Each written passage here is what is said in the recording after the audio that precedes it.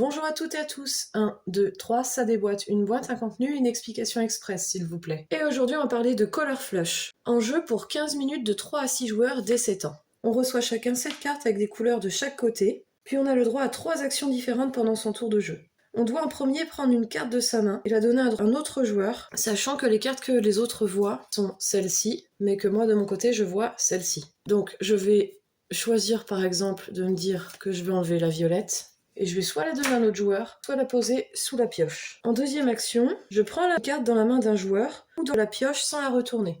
Donc si je prends la carte de la main d'un joueur, par exemple si ici je vais essayer de compléter mon vert ou mon bleu, moi je vois ça de cet autre joueur, je vais lui prendre une carte bleue, je la garde dans ce sens-là pour moi, et ça devient donc une autre couleur pour les autres. Bon là elle était bleue de chaque côté, mais ça devient une autre couleur pour les autres. Je la mets dans ma main.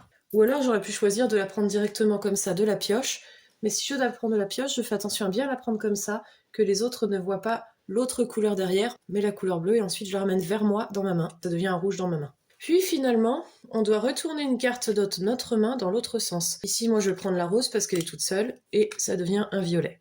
Les cartes blanches remplacent n'importe quelle couleur et dès qu'on la pose sur la pioche, on échange sa main avec un autre joueur. Les cartes noires nous obligent à retourner l'intégralité de nos cartes en main, qui changera donc toutes nos couleurs. Un joueur ne peut pas avoir moins de 4 cartes en main. Par exemple ici, si j'en avais plus que 3, il aurait fallu que j'en repioche une autre. Et pas plus de 10. Par exemple, j'ai plus de 10 cartes en main, je devrais défausser le supplément et le mettre sous la pioche. La partie s'arrête dès qu'un joueur complète sa main avec les 7 cartes de la même couleur ou avec des jokers blancs qui la complètent. À vous de jouer!